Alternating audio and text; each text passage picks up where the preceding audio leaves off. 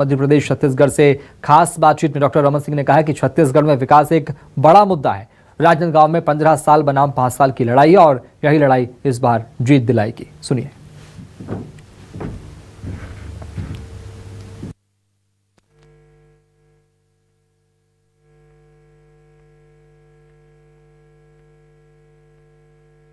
इस दफे कौन सी इश्यूज होंगे जिनको लेकर आप जनता के बीच जा रहे हैं, और लगातार 4 बार से आप यहाँ के विधायक हैं, 5वीं बार किस तरीके की तय?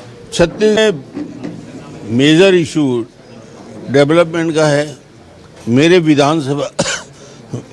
विधानसभा राजनांदगांव में बड़ा इशू 15 साल के डेवलपमेंट बनाम 5 साल के भूपेश सरकार के जिस प्रकार विकास हुआ और उसके बाद 5 साल जिस प्रकार उपेक्षा हुई, जिस प्रकार से सरकारी कार्यालय को राजनांदगांव से ट्रांसफ़र लगातार किया गया, एडीबी का कार्यालय से लेकर पीडब्ल्यूडी के कार्यालय से लेकर अन्य विभाग के कार्यालय वहां से स्थानांतरित किए गए और विकास में शून्य रहा पूरा राजनांदगांव 5 साल। सड़क, पुलिया, पुल, स्कूल 150 किलोमीटर यदि हमने प्रधानमंत्री ग्राम सड़क योजना बनाया तो आज उसमें गड्ढे भरे हुए हैं, उसको रिपेयर करने के पैसे नहीं।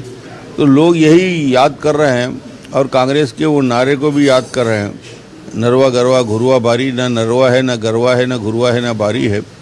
कांग्रेस की 4 चिन्हारी बताने वाले झूठ, लबारी, झूठ, भ्रष्टाचार और लबारी के सिवाय कुछ कांग्रेस के पास नहीं है। तो इसलिए जनता इस बार सबक सिखाएगी। गिरीश देवगन को बतौर कॉम्पिटिटर किस तरीके से आप देखते हैं? पिछली बार भी 2018 के चुनाव में करुणा शुक्ला को कांग्रेस ने यहाँ भेजा था, वो भी बाहर से थी। अब गिरीश देवगन नए नए प्रयोग कांग्रेस करती है, छांट के लाती है, कहाँ से प्रत्याशी पता नहीं और क्या उनके दृष्टिकोण हैं। राजनांदगांव में भी काफ़ी योग्य लोग हैं कांग्रेस के अंदर काम करने वाले, उन सब की उपेक्षा लगातार हो रही है 10 साल से। मुझे लगता है कि गिरीश कांग्रेस का प्रत्याशी है और निश्चित रूप से मैं किसी चुनाव को हल्के से नहीं लेता।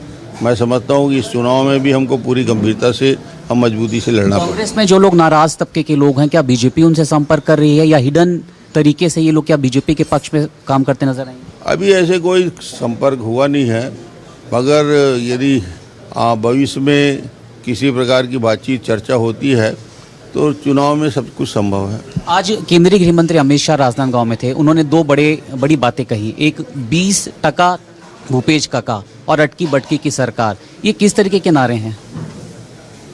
ये भूपेश के सरकार की कार्य योजना पे, सरकार की नीति पे, नियत पर इससे और बेहतर टिप्पणी और कोई नहीं कर सकता था। एक आखिरी सवाल कि छत्तीसगढ़ की जो सियासत की बिसात जो बिछ रही है, कभी हिंदुत्व का मुद्दा यहाँ पर नहीं रहा, धर्मांतरण का मुद्दा यहाँ पर नहीं रहा, तुष्टीकरण की बात यहाँ पर नहीं हुई। इस चुनाव में ये सब कुछ देखने को मिल रहा है क्योंकि 5 साल में तुष्टीकरण कांग्रेस ने दिखा दिया कि कांग्रेस जहाँ जहाँ सत्ता में आती है किस प्रकार जबरदस्त रूप से तुष्टीकरण की राजनीति करती है और ये इनका पूरे हिंदुस्तान में वही हालत।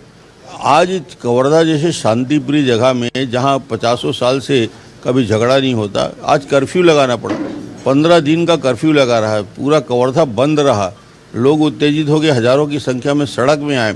इसके पीछे कारण यही है कि एक संप्रदाय विशेष को यदि आप जिस प्रकार के शह दोगे, उनको एक प्रकार से आगे बढ़ाने का काम करोगे तो कहीं न कहीं अन्य समाज में प्रतिक्रिया होती है।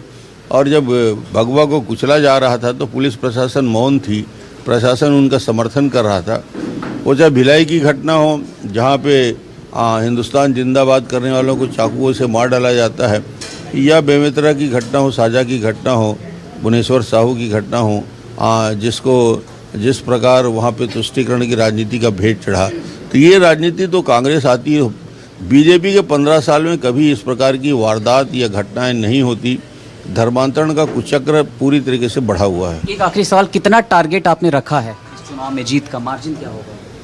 टारगेट मैं रखने वाला कौन होता हूं, मगर मैं ये स्पष्ट दिख रहा है कि भारतीय जनता पार्टी इस बार पूर्ण बहुमत के साथ सरकार बनाने जा रही है और वातावरण में जबरदस्त उठाव।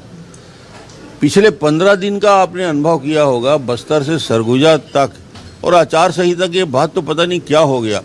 एक आम ग्रामीण क्षेत्र के मतदाता और शहरी मतदाता में उबाल है भूपेश के प्रति नाराजगी अब फूट के सामने आ रहा है और आने वाले 15 दिन में देखिए डे बाय डे इतना बड़ा परिवर्तन होगा कि उखाड़ के फेंकेंगे पूरी सरकार को।